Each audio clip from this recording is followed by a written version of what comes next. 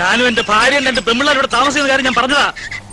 ആ ഒരു ഗുണമുള്ളത് സാർ, എത്ര കോരിയാലും ഈ കിണറ്റിലെ വെള്ളം വറ്റുകയില്ല.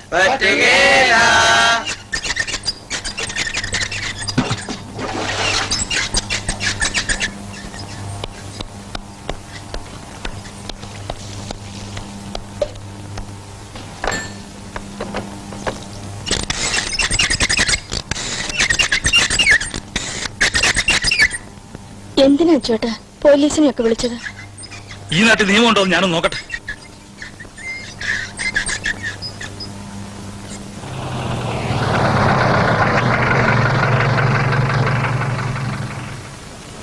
എന്താ ഇവിടെ? എന്തോന്നാ? നമസ്കാരം സാർ.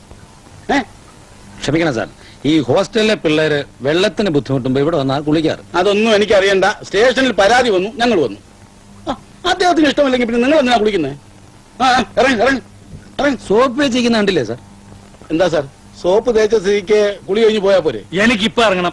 അദ്ദേഹത്തിന് ഇപ്പൊ ഇറങ്ങണമെന്ന്. വെറുതെ പോലീസ്, കോടതി, കേസ്. ബക്കറ്റ് കിട്ടുന്നു. ബക്കറ്റ് എടുത്തോട്ടെ.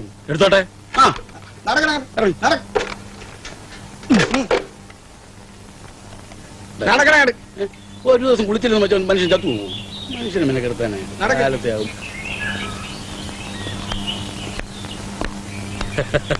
ഞാൻ ഇതിനു മുമ്പിരുന്ന സ്ഥലത്തും പോലീസ് സ്റ്റേഷനുമായിട്ട് നല്ല സമ്പർക്കത്തിലായിരുന്നു. അത് ശരി. അപ്പൊ അവിടെയും ക്രമസമാധാന പ്രശ്നങ്ങൾ ഉണ്ടായിരുന്നു.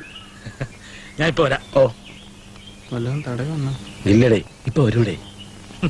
എന്തായി? എന്താവാൻ? ദാ കണ്ടില്ലേ, വിദ്യാർത്ഥി സമൂഹം പിൻവാങ്ങി. എടി ഈ കാക്കി കാക്കി തന്നെ. ഞാൻ പോയി ചില്ലറ എടുത്തോണ്ട് വരാം. ചീച്ചി കൊടുത്തില്ലേ പോലീസുകാർക്കൊരു വില ഉണ്ടാവില്ല.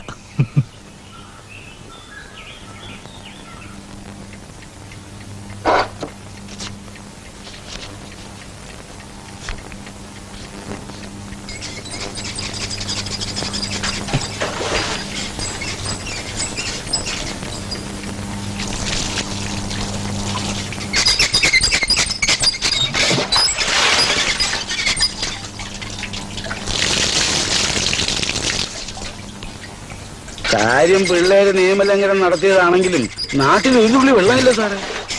ഞാൻ ഫസ്റ്റ് ബസ്സിൽ വൈഫ് ഹൗസിൽ പോകേണ്ടതാ. പിന്നെ സാറ് വിളിച്ചോണ്ട് വന്നേ ഉള്ളൂ. കുളിച്ചിട്ട് പോകാമെന്ന് വെച്ചാൽ ക്വാർട്ടേഴ്സിൽ ഒരു തുള്ളി വെള്ളവുമില്ല. ഞാൻ സൂത്രത്തിൽ അങ്ങ് സാധിച്ചോളാം.